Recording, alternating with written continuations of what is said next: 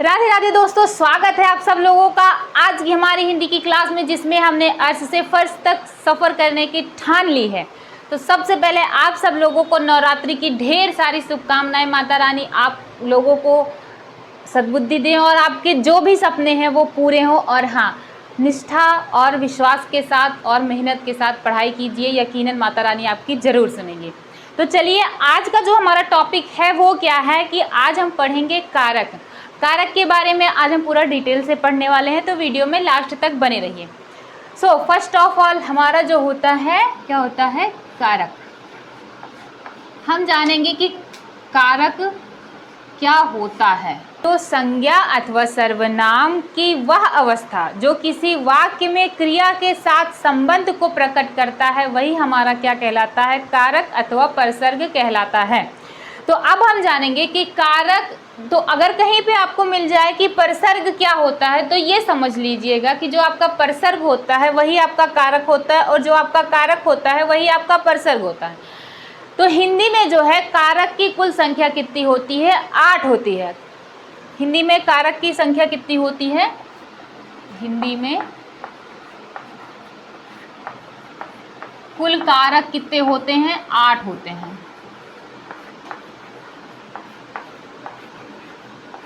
जबकि अगर यही चीज बोला जाए कि कारक संस्कृत में कितने होते हैं, तो हमारे संस्कृत में कारक की संख्या कितनी होती है, 6 होती है। संस्कृत में कुल कारक कितने होते हैं, 6 होते हैं। वैसे तो बताया गया है कि संस्कृत में 6 होते हैं और हिंदी में 8 होते हैं, लेकिन एक हमारे थे आचार्य किशोरी दास वाजपेयी, जिन्होंने बताया कि कारक हमारे कितने होते हैं, 6 होते हैं।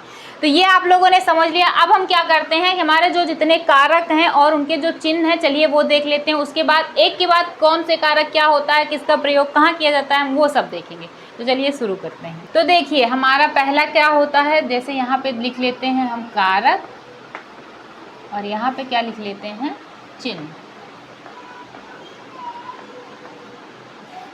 कारक हमारा क्या होता है, कर्ता, कर्म,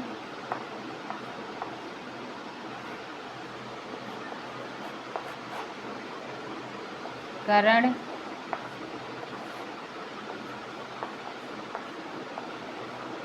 संप्रदान,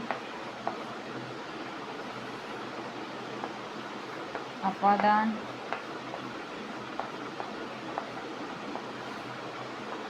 अधिकरण,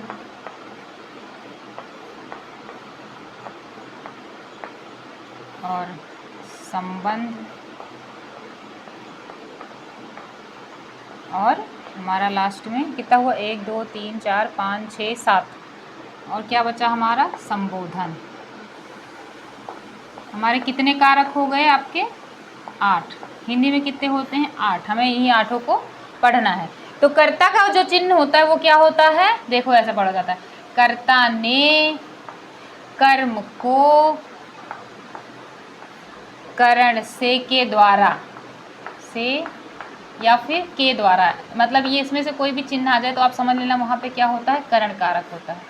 करण से के द्वारा, संप्रदान के लिए, संप्रदान के लिए, अपादान से अलग होना, से अलग होना, मतलब से यहाँ भी प्रयोग किया जाएगा, करण में भी और अपादान में, लेकिन यहाँ पे क्या स्थिति होगी, अलग होने के लिए जो से किया जाएगा वो होगा से अलग होना, ठीक है। और उसके बाद अधिकरण में पर, अंदर और भीतर। उसके बाद संबंध का, की, के, या रा री रे, रा री रे, ठीक है। संबोधन क्या होता है, जैसे बोलते हे राम, हे, अरे राम, ऐसे बोलते हैं ना, हो, ऐसे जो होते हैं सब, इसके जो चिन्ह क्या होते हैं संबोधन के हमारे, हे, अरे, भो। अब देखिए फिर से हम एक बार रिपीट कर लेते हैं। कर्ता ने कर्म को करण से के द्वारा संप्रदान को के लिए अपादान से अलग होना, अधिकरण में पर अंदर भीतर संबंध का के की रारेरी संबोधन हे अरे भो। ये हमारे क्या होते हैं, चिन्ह होते हैं जो हमें याद रखने पड़ते हैं। इन्हीं चिन्ह की वजह से हम बता सकते हैं कि कौन से वाक्य में कौन सा कारक हमारा प्रयोग हो रहा है। ये जो है जब हम एक के बाद एक पढ़ेंगे तब हमें चीज़ें समझ में आएंगी। वाक्य का प्रयोग करके हम समझेंगे कि इन चिन्ह का प्रयोग ऐसे होता है और ऐसे वाक्य दे दिया जाएगा और हमें बोल दिया जाएगा, उसके नीचे से रेखा लगा दी जाएगी और बोला जाएगा कि इसमें कौन सा कारक है, तो हमें वही बताना होता है। तो ये जो चिन्ह होते हैं इनको याद रख लीजिएगा आप लोग, ये बहुत ज़्यादा महत्वपूर्ण है। ये आपको किसी भी वाक्य में कोई सा भी चिन्ह मिल जाए आपको तुरंत आप बता सकते हैं कि इसमें कौन सा कारक है। तो चलिए अब हम एक एक कारक उठाते, जैसे हमारा क्या है कर्ता कारक। तो सब फर्स्ट ऑफ ऑल हम अपने कर्ता कारक को खत्म करते हैं। तो हमारा कर्ता कारक हम पढ़ेंगे, कर्ता का चिन्ह क्या होता है, नहीं होता है, और कर्ता कारक अब इसी डिफिनेशन देख लेते हैं। मतलब ऐसे कि वाक्य में जो कार्य को करता है, वाक्य में जो कार्य को करता है वही क्या कहलाता है, हमारा कर्ता कहलाता है। जैसे हम देखेंगे राम ने किताब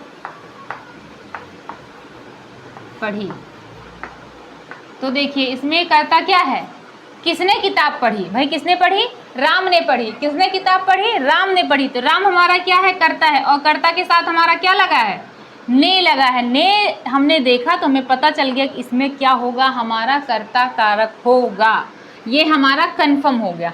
अब देखिए कर्ता कारक मतलब ऐसे आपने समझ लिया, चिन्ह को देखकर तुरंत आप समझ जाएंगे कि हाँ ये कर्ता कारक है। लेकिन इसमें कुछ अपवाद भी हैं, तो हम, और अपवाद ही सबसे ज़्यादा पेपर में पूछे जाते हैं, आप लोग याद रखिएगा। नॉर्मल चीज़ें ऐसे जैसे दिख रहा है, 2-4 क्वेश्चन आ गए ठीक है, लेकिन उसके बाद जो है उसके अंदर का पूछा जाता है। हमेशा अपवाद के आप देखेंगे ज़्यादातर क्वेश्चन अपवाद से पूछे जाते हैं, तो हमें अपवाद पर भी बहुत अच्छे से ध्यान देना है। एक भी अपवाद हमारा कोई किसी भी कारक का कोई भी अपवाद बिल्कुल भी मतलब ऐसे भी पूछ भी नहीं जानी चाहिए, उसके में पकड़ के खींच लेना है। तो चलिए जो इसमें अपवाद होता है वो क्या है कि कभी कभी जो है कर्ता कारक में भी जैसे ये है ना, इस ने के स्थान पे के द्वारा का प्रयोग किया जाता है, ये अपवाद है। कभी कभी क्या होता है के द्वारा भी, ये जो हमारा के द्वारा होता है इसका भी प्रयोग किया जाता है और के द्वारा को कर्ता कारक कहा जाता है। कभी कभी ऐसा होता है, तो इसके लिए क्या करते हैं हम उदाहरण देख लेते हैं, उससे समझते हैं कि कैसे के द्वारा आएगा। तो हम क्या बताएंगे, कर्ता कारक बताएंगे या फिर कुछ और बताएंगे। तो चलिए हमारा उदाहरण ले लेते हैं। जैसे हो गया राम के द्वारा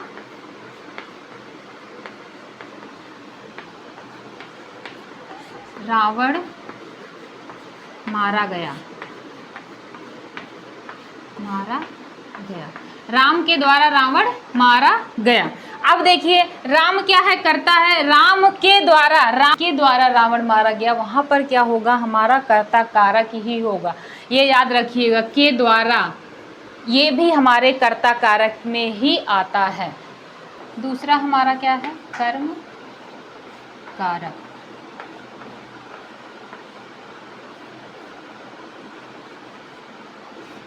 और कर्म का जो वो था क्या है, कर्ता ने कर्म को, इसका चिन्ह था को।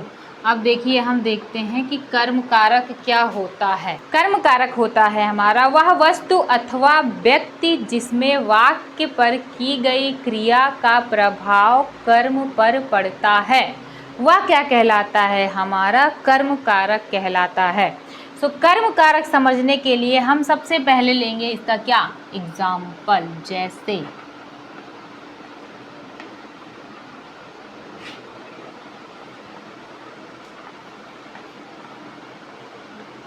मंजू ने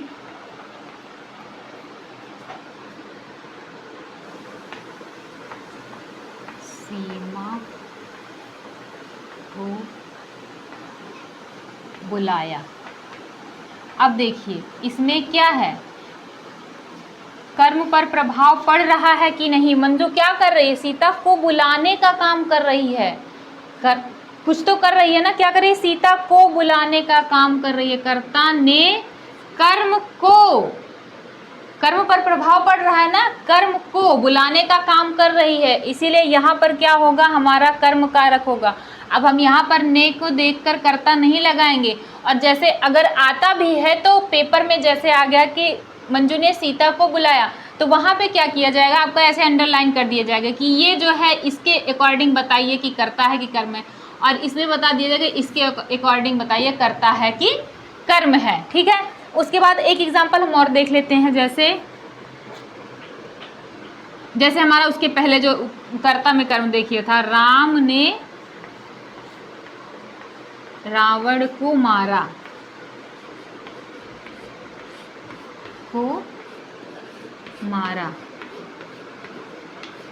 राम ने रावण को मारा, तो राम ने क्या किया, रावण को मारा। फिर वही है ना, कर्म पर सीधा प्रभाव पड़ रहा है, तो यही ध्यान देना कि हमें कर्म पर सीधा प्रभाव पड़े तो हमारा क्या होता है, कर्म कारक होता है। अब उसमें जब हमने देखा था कर्ता में, तो क्या था, राम के द्वारा रावण को मारा गया, के द्वारा आएगा तो हम क्या बताएंगे, कर्ता होता है, जबकि राम ने रावण को मारा तो क्या होगा, हमारा कर्म कारक होगा। अब देखिए जितने भी कारक हैं भाई, अपवाद से तो कोई बच ही नहीं सकता। जैसे आप दुनिया में कितना भी अच्छा काम कर लो, लेकिन ऐसा कोई व्यक्ति नहीं है जिसको लोग गलत बोलने वाले ना हो, तो ठीक उसी तरह से कारक है। इसमें मतलब जितने भी कारक हैं सब बहुत अच्छी तरीके से अपना चिन्ह ले लेकर बैठे हैं, लेकिन फिर भी इसमें अपवाद है, क्योंकि ये सच्चाई है। कितने भी अच्छे बन लो, लोग आपको अच्छा नहीं कह सकते। तो करना क्या है, हमें भाई अपवाद पर भी ध्यान देना पड़ता है कभी कभी।